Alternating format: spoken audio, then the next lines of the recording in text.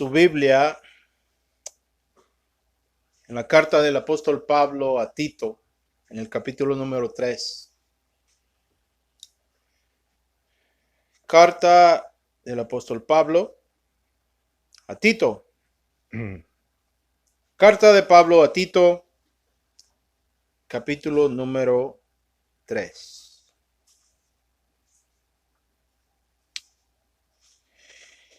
Y esta mañana vamos a tener una introducción a este capítulo porque es un capítulo que está repleto de doctrina, de doctrinas esenciales para la vida práctica del cristiano. Así que vamos a tener una introducción a este capítulo porque es muy interesante, es muy importante, es esencial para todo creyente. Así es que esto no va a ser realmente un sermón, sino que va a ser más que todo una pondencia, una explicación, va a ser una lección teológica. Así es que antes de leer el capítulo, me gustaría darles más o menos de lo que se trata este capítulo. Por ejemplo, en el versículo 1, Pablo les recuerda, encontramos un recordatorio. Versículo 1, Pablo le recuerda a Tito que tiene que recordarles a ellos de ciertas cosas que vamos a ver, ¿verdad? Así es que lo primero que tenemos que entender es que Pablo está interesado en que Tito les recuerde a los creyentes de las verdades de la fundación, del fundamento cristiano, ¿verdad? Entonces, Pablo le llama a Tito a recordar. Así es que, primero que nada, este es un recordatorio. Es un recordatorio, esto es algo esencial. Esto es parte del estilo de enseñanza de Pablo. Pablo recordémonos que Pablo era un erudito, era un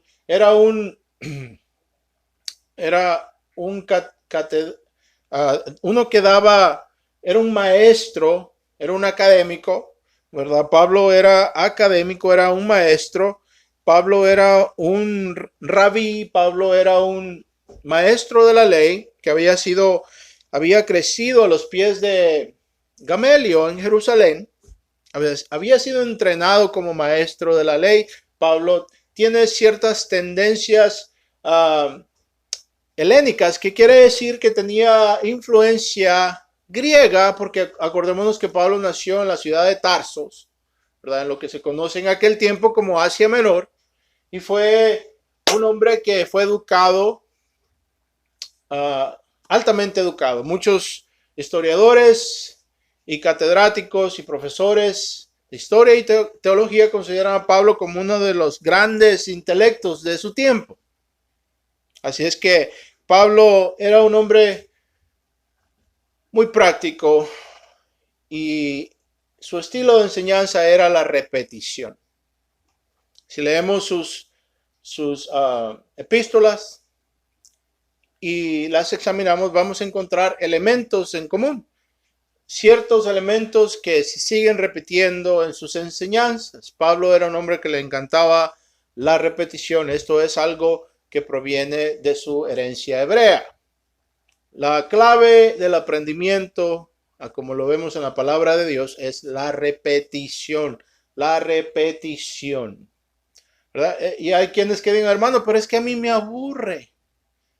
Hermano, a mí me aburre la teología, me aburre la palabra porque se me hace aburrida. ¿Verdad? Tenemos que examinar qué es lo que estamos diciendo cuando decimos que la teología nos aburre, porque la palabra teología traducida realmente al español quiere decir la palabra de Dios, el estudio de la palabra. Theos, logos. Theo es Dios, logos es palabra, ¿verdad? Y si la palabra de Dios nos aburre, entonces esto simplemente es un indicativo de lo que está en nuestro corazón, ¿verdad? Este es un indicativo de que tenemos una salud espiritual pobre, una pobre salud espiritual. Recordatorio. Segundo, vemos que Pablo le llama a los creyentes a ser sumisos, a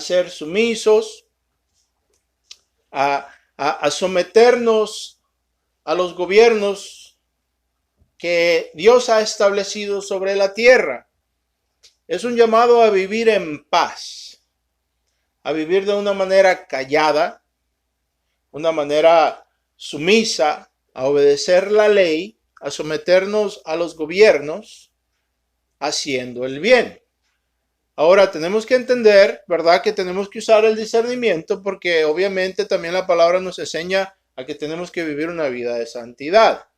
Entonces, tenemos que entender que esto requiere discernimiento. En todas aquellas cosas que el gobierno nos exige cumplir,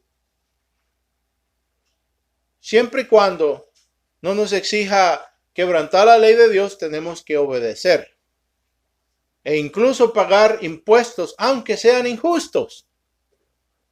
¿Verdad? Tenemos el ejemplo de Salvador, cuando le cobraron impuestos a él. ¿Verdad? Él dijo que por hecho de no querer ofender y de no causar controversia, él paga sus impuestos. ¿Verdad? Al César lo del César y a Dios lo que es de Dios. ¿Verdad? Ahora Pablo en el versículo número 2, y esto es algo muy importante para nosotros de entender. Es algo que tenemos que reflexionar, porque esto tiene que ver con el práctico vivir del cristiano. Dice Pablo que no debemos de ser, en pocas palabras, de ser revoltosos. Dice Pablo que no debemos de ser revoltosos. En el versículo 3, Pablo le recuerda a Tito de lo que éramos antes, de conocer a Cristo y de lo que somos ahora que hemos conocido a Cristo. En el versículo 5, Pablo le habla acerca de la salvación. Pablo nos habla acerca de la salvación y que esta salvación no es basada en las obras, no es basada en nada que hacemos, no es basada en nuestros méritos, no es basada en nuestras buenas obras, pero es basada acorde a la misericordia de Dios. También al final del versículo 5, Pablo le habla acerca de la regeneración y de la renovación. ¿Verdad? Estos son dos conceptos muy interesantes que vamos a ver aquí enseguida rápidamente. ¿Verdad? Son dos conceptos que lamentablemente en la iglesia, especialmente en la iglesia protestante, a lo largo de las denominaciones en Latinoamérica, son dos conceptos de los cuales no se habla en la iglesia. Porque hemos suplantado la doctrina de la regeneración y la doctrina de la renovación, que también se usa como nombre para ella, la santificación. Y hemos reemplazado estas dos doctrinas por la doctrina de aceptar a Jesús en el corazón como el medio de salvación. Es decir, todo lo que necesitamos ahora hacer como iglesia es hacer que el individuo cierre los ojos, baje la cabeza y repita con nosotros: Señor Jesús, yo reconozco que soy pecador y te acepto en mi corazón. Y cuando la persona dice esa oración, se le pronuncia salva. Esa es nuestra doctrina de ahora en día. Pero esto no es lo que la Biblia nos enseña.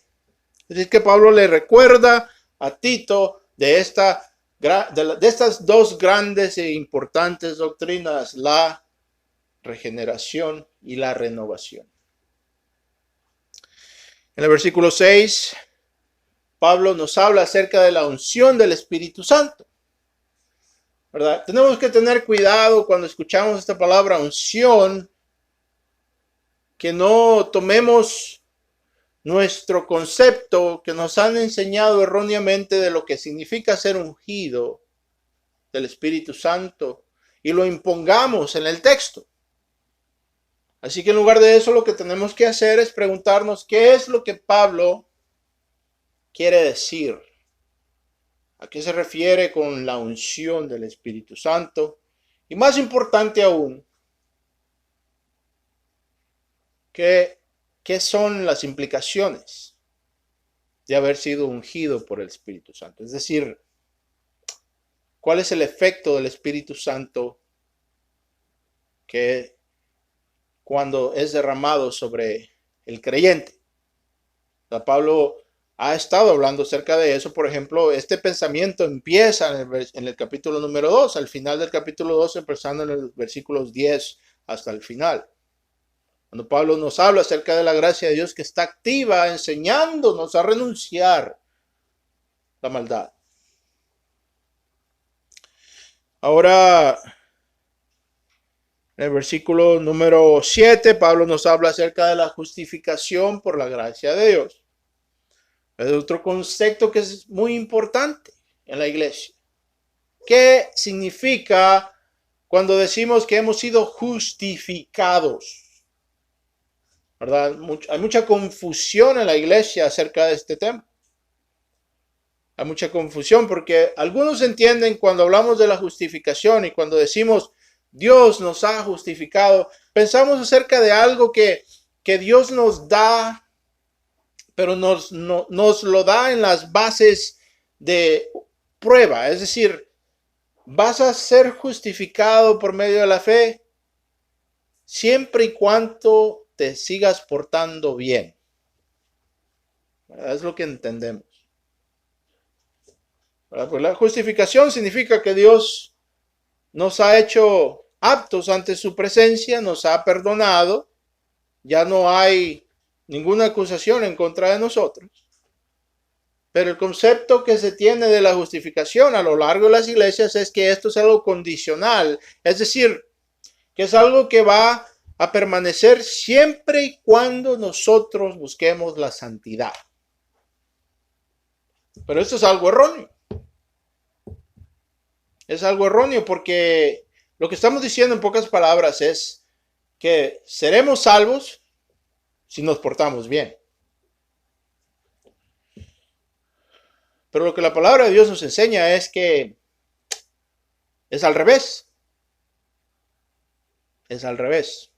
¿Qué quiero decir? Bueno, lo que Pablo quiere decir es que, en palabras simples, lo que Pablo quiere decir es que nos portamos bien porque somos salvos. ¿Sí ven? O sea, es el resultado. Es el resultado de la justificación. También lo que Pablo quiere decir, la palabra griega es dekaiosune, es un término judicial, es un término legal. Dekaios quiere decir cuando una persona se presenta ante el juez habiendo sido declarada culpable por el acusador, ¿verdad? Con pruebas de acusamiento, o sea, la persona es culpable.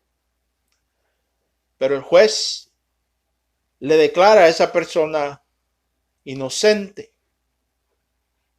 Entonces, la palabra quiere decir que esa persona ha sido declarada inocente por la corte judicial y por consecuencia ya a esa persona ya no se le puede volver a acusar de ese crimen ni se le puede procesar ni un cargo permanece en contra de ella.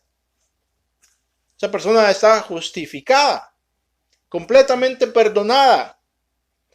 Ya no se le puede acusar, ya no hay demanda, ya no hay caso, ya no hay ningún tipo de demandas de la ley en contra de esa persona porque esa persona ha sido, escuchen bien, declarada inocente. Eso es lo que la palabra quiere decir, la palabra que Pablo usa en el lenguaje original, dekaios sum. Quiere decir que hemos sido declarados inocentes delante de Dios.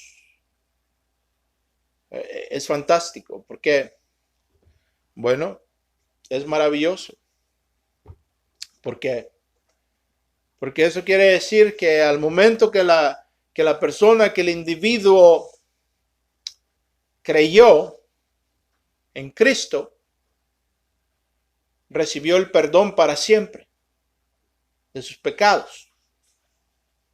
¿Verdad? Esto es lo que se le conoce como una vez salvo, siempre salvo.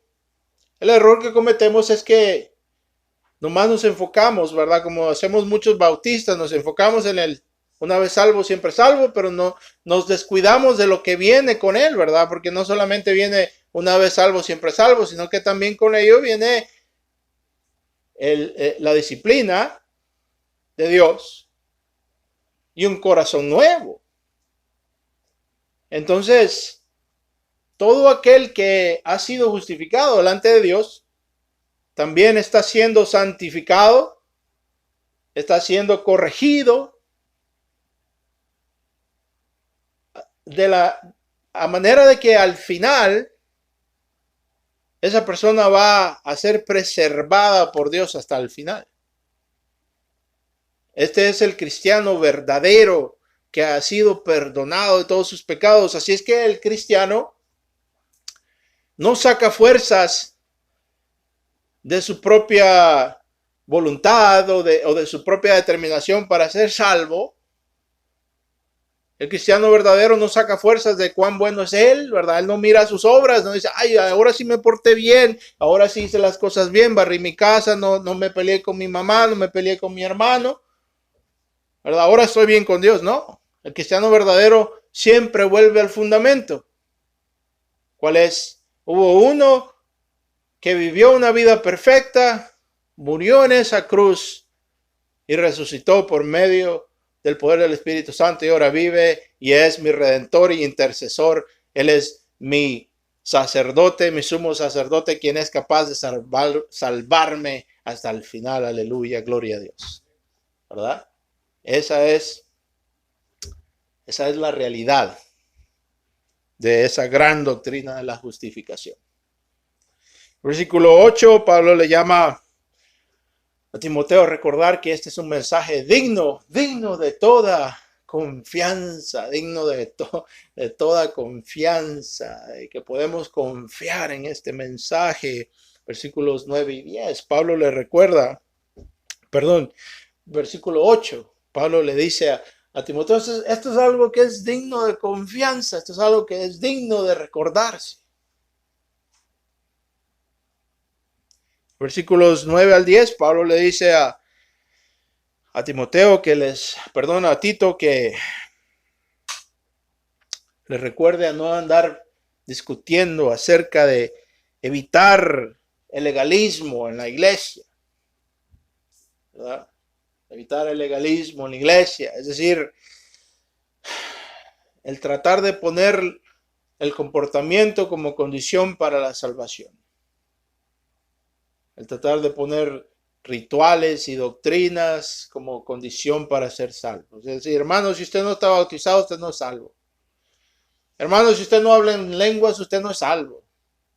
Hermana, si usted se pone esos aritos, esos aretes, usted se pinta la boca, usted no es salva. Son cosas inmaduras, son cosas erróneas. Tenemos que entender que la salvación es basada solamente en la fe en Cristo.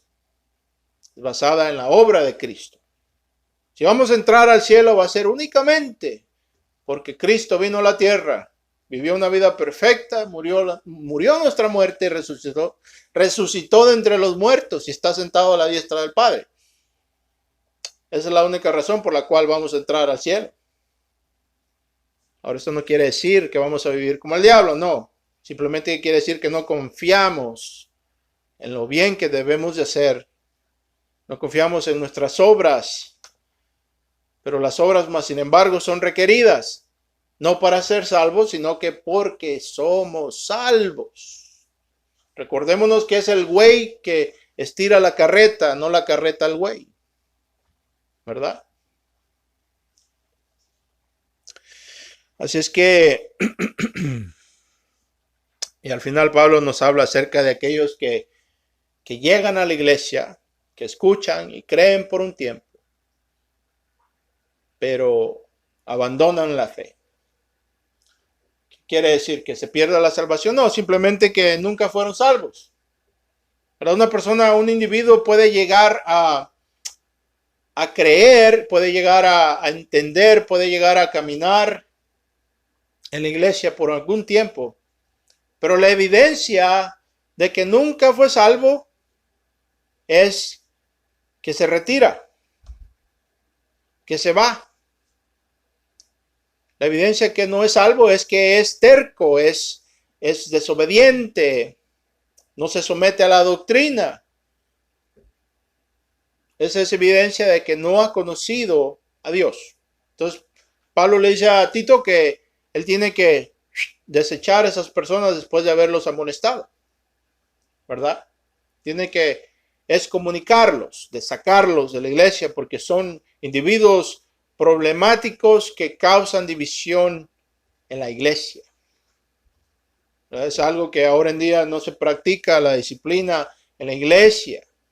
Por eso hay muchas personas que viven en pecado en la iglesia, porque los pastores no tienen las fuerzas ni el valor moral para disciplinar al pueblo de Dios, porque si se van, ya no les van a dar para que construyan los grandes edificios, ¿verdad? Hay que construir los proyectos, hermano, hay que construir ese edificio, hay que dar para la obra.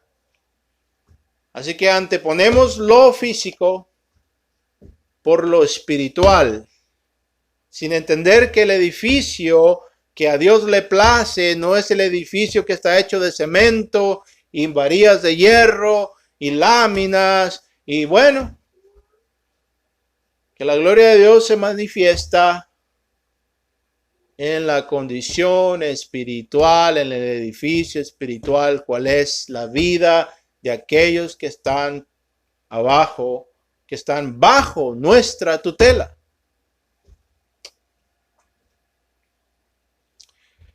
Así que vamos a empezar. Esto fue a manera de introducción. Vamos a leer el pasaje rápidamente y vamos a continuar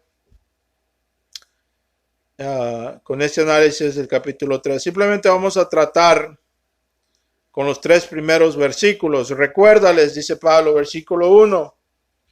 Pablo a Tito, recuérdales a todos que deben demostrarse obedientes y sumisos ante los gobernantes y las autoridades. Siempre deben de estar dispuestos a hacer lo bueno, ¿verdad? Aquí está claramente, hermanos, a mí no me gusta ese régimen de excepción. Hermano, a mí no me gusta ese régimen de excepción. Este hombre es un dictador. Bueno, no nos gusta, pero tenemos que entender que este es el líder que Dios le ha dado a nuestro pueblo. Eso no quiere decir que Dios le aprueba al hombre, ¿verdad? A veces Dios puede usar a un reprobado para castigar a su pueblo. Ahora tenemos que entender que hay una diferencia entre el pueblo, es decir, las naciones, y el pueblo de Dios, ¿verdad? Hay una diferencia, hay una distinción. Y Dios le da a cada pueblo el líder que se merece. ¿Sí me explico? Así que nosotros como cristianos tenemos que hacer esa distinción. Decir, bueno, Dios está juzgando a este pueblo. Dios está juzgando a este país. Entonces, ¿cuál es la actitud del cristiano? ¿Cuál es el desempeño del cristiano en medio de todo eso? Vivir una vida de santidad, calladitos, trabajando honradamente, sirviendo a Dios en la obra, predicando el evangelio y dejar que el mundo ruede. Nuestro Dios es soberano y está en el trono. Dice Pedro a la iglesia, a una iglesia que estaba siendo perseguida en el primer siglo, a la iglesia que Nerón les estaba arrestando y los usaba como antorchas humanas para alumbrar la ciudad de Roma. Le dice a esa iglesia, Pedro, ¿quién te hará mal si haces lo bueno? Y si sufres por hacer lo bueno, bueno, esto encuentra gracia con Dios, ¿verdad? A esto Dios le place cuando uno sufre injustamente, ¿verdad?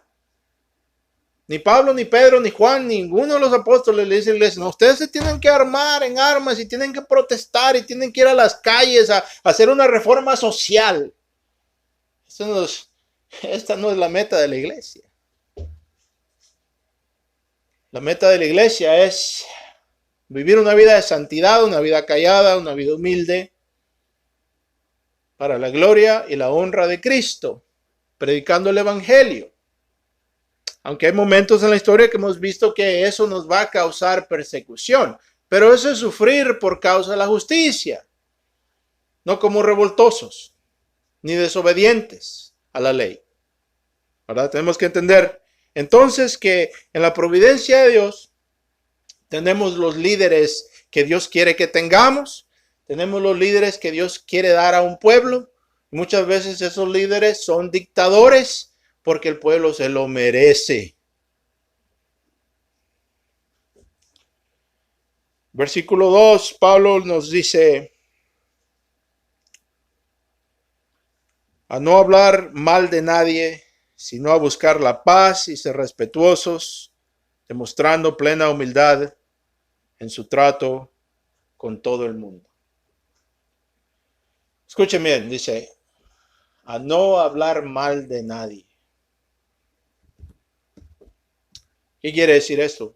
¿Que vamos a ignorar la maldad de la cultura? ¿Vamos a ignorar todas las perversiones que están siendo ahora inyectadas dentro de la cultura, que nos vamos a llamar al pecado el pecado, que vamos a hacernos de la vista gorda, que nos vamos a denunciar las obras infructuosas de la oscuridad? No, lo que simplemente que quiere decir esto es que no vamos a ser hipócritas y vamos a andar hablando del vecino. Eso es lo que quiere decir. Que no vamos a ser cizañosos, que no vamos a andar en chismes. Eso es algo práctico. Tenemos que entender que la Biblia, tenemos que estudiarla, no solamente un libro, un capítulo, el versículo que nos gusta, pero tenemos que preguntarnos qué es lo que la Biblia tiene que decir en todo su esplendor tocante a un tema.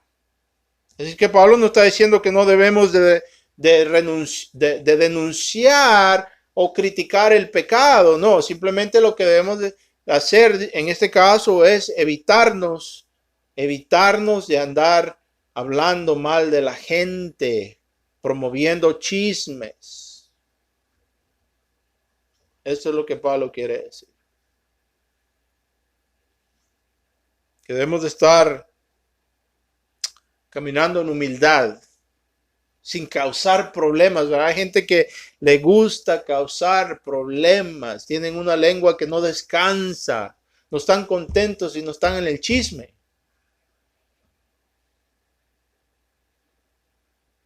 Pero Pablo dice que al contrario, debemos de buscar la paz y ser respetuosos, demostrando, dice, plena humildad en su trato con el mundo. ¿Verdad? Es lo que Pablo dice. Tenemos que caminar humildemente delante del mundo. Humildemente buscando la paz.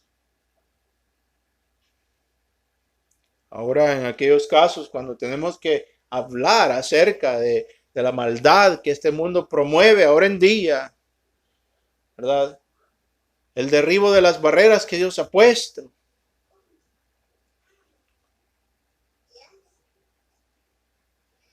Ahora la cultura quiere enseñarnos que un hombre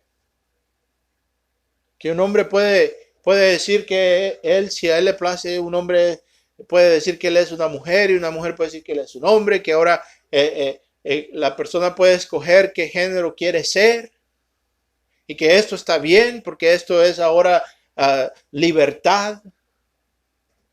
Esto es lo que significa ser inclusivo, ¿verdad? La cultura ahora quiere enseñarnos estas cosas. Pablo no está diciendo que nos vamos a someter a eso, ni que no vamos a hablar acerca de eso y que no vamos a denunciar que esto va en contra de lo que Dios ha establecido. Porque en otra parte Pablo nos indica, su carta a los filipenses, Pablo nos dice en el capítulo 5 que debemos de exponer las obras infructuosas de la oscuridad y que no debemos de participar en ellas, pero en lugar de eso exponerlas. Entonces tenemos que usar el discernimiento, ¿verdad? De esto se trata cuando estamos estudiando la Biblia. Esto se trata de practicar discernimiento al estudiar la Biblia y no formularnos nuestras posiciones doctrinales simplemente basados en un solo verso. Por eso es importante que conozcamos la palabra de Dios. Para finalizar, en el versículo 3 y 4,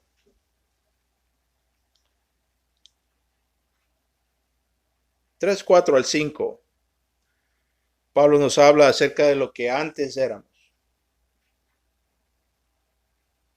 Pablo nos indica que de esta manera nos comportábamos antes. De esta manera era como nos comportábamos cuando vivíamos ciegos en el mundo, dice Pablo, pero ahora ya no somos así. Así es que Pablo nos indica lo que éramos y por qué ya no somos así. Esto es lo que nos está diciendo. Lo que éramos, dice Pablo, en otro tiempo también nosotros éramos necios, ¿verdad? Necios y desobedientes. Entiendan, ¿qué es lo que está diciendo aquí? Que antes éramos necios, antes éramos desobedientes.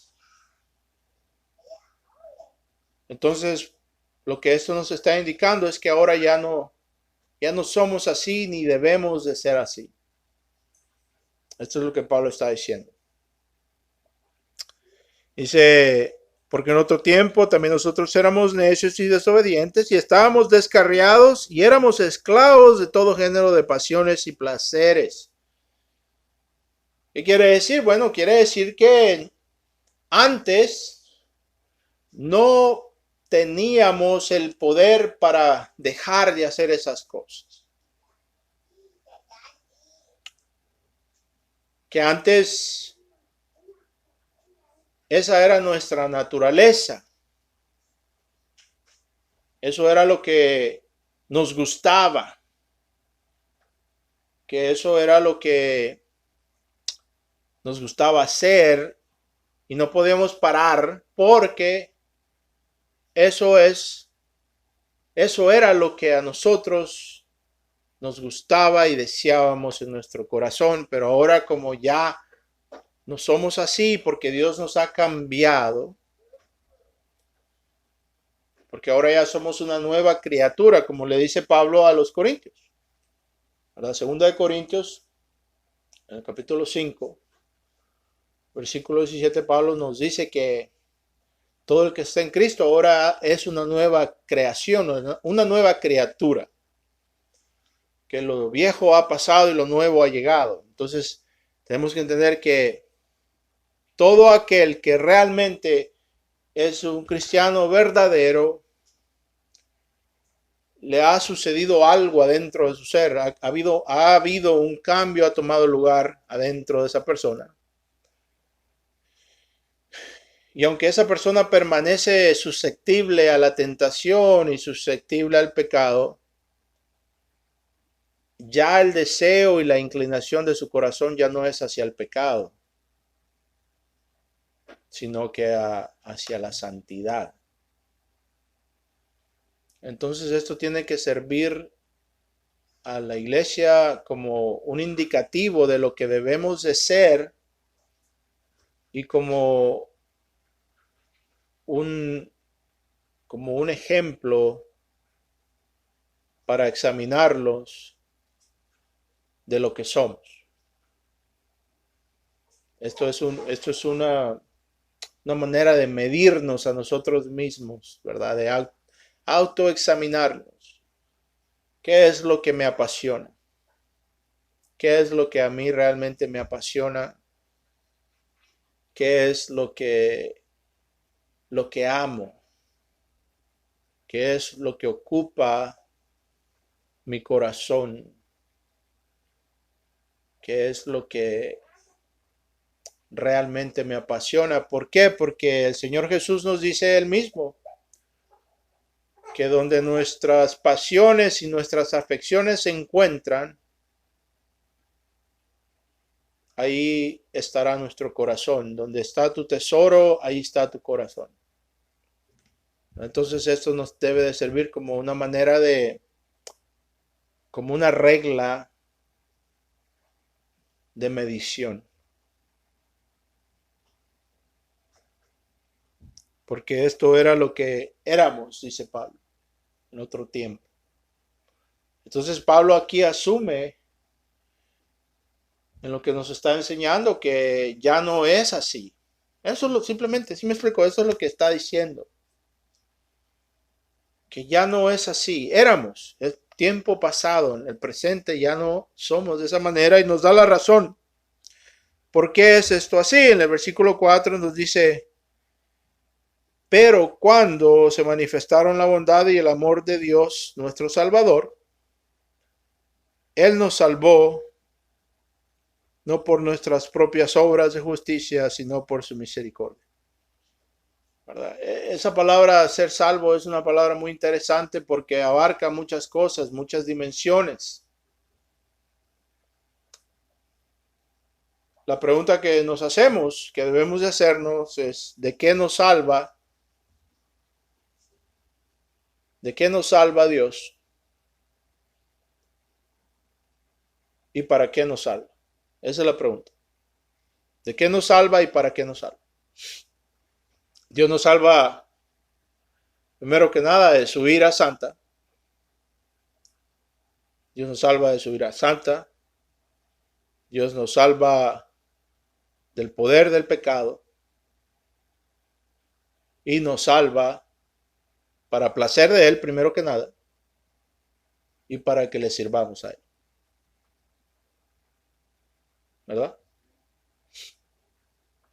Entonces cuando decimos, es que hermano, yo ya soy salvo. Y vivimos como el diablo. Es que no nos han enseñado realmente qué significa ser salvo. Volvemos a los efectos de suplantar la doctrina bíblica con enseñanzas y tradiciones de hombres. Porque ¿qué es lo que se enseña en la iglesia ahora como método de evangelismo? ¿Cuál es el método de evangelismo y cuál es la meta?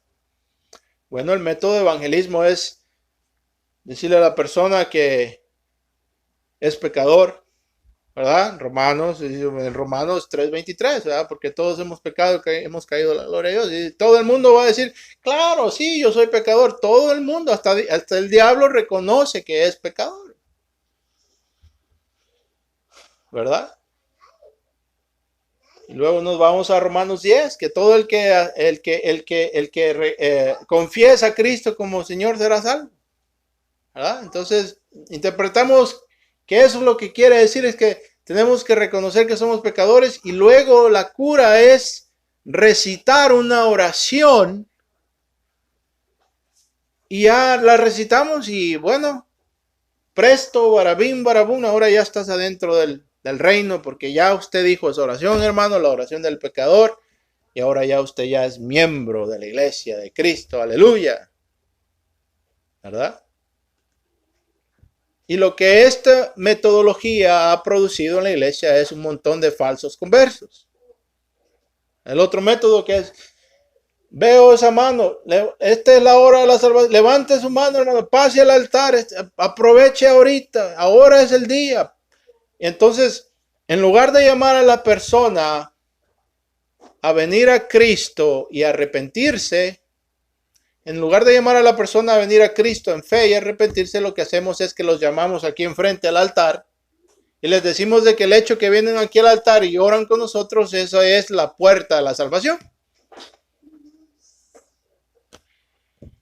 Cualquiera puede venir aquí enfrente y pasar y orar, pero eso no es un indicativo bíblico ni una garantía que realmente esa persona se ha arrepentido y ha creído verdaderamente.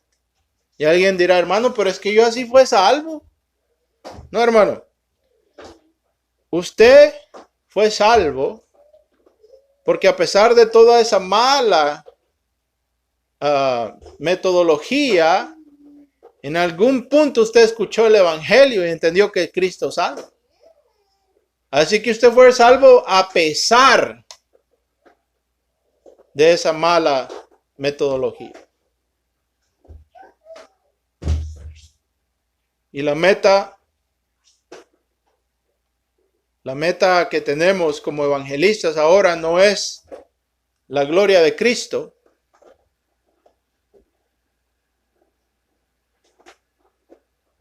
sino que salvar al hombre.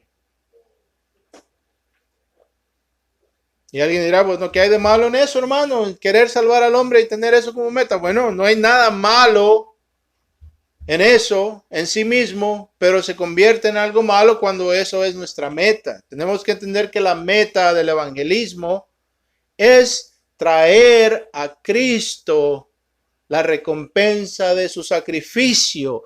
Es la gloria a Cristo la meta, no que el hombre se salve. La salvación del hombre es un medio que usamos como iglesia para glorificar a Cristo Jesús. Así es que tenemos que tener eso bien definido en nuestras iglesias. Que la meta del evangelismo es que Cristo sea glorificado. Y entender que el que salva es el Espíritu Santo cuando nos da fe. Y que la evidencia de que hemos sido salvos no es que pasamos al altar o dijimos la oración, sino que en nuestros corazones ha habido un cambio de afecciones, un cambio de amor. Antes amábamos al mundo y las pasiones del mundo, ahora amamos a Cristo y lo único que queremos primordialmente es obedecer y servir a Cristo. Esa es la evidencia que hemos conocido a Dios. Así es que vamos a parar aquí, vamos a continuar la próxima vez en este análisis, la carta del apóstol Pablo a Tito. Vamos a orar. Señor,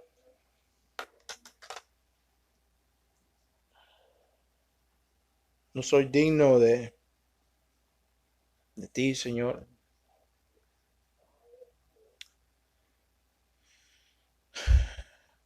Pero espero que a pesar de mí y de mis pobres intentos de hacer algo, que tu palabra llegue al corazón de alguien y traiga ese fruto de arrepentimiento y de fe, para que mi Señor sea glorificado. Protégenos del poder del maligno en esta mañana, en esta semana. Presérvanos y danos las fuerzas para continuar perseverando, confiando en Cristo solamente. Amén.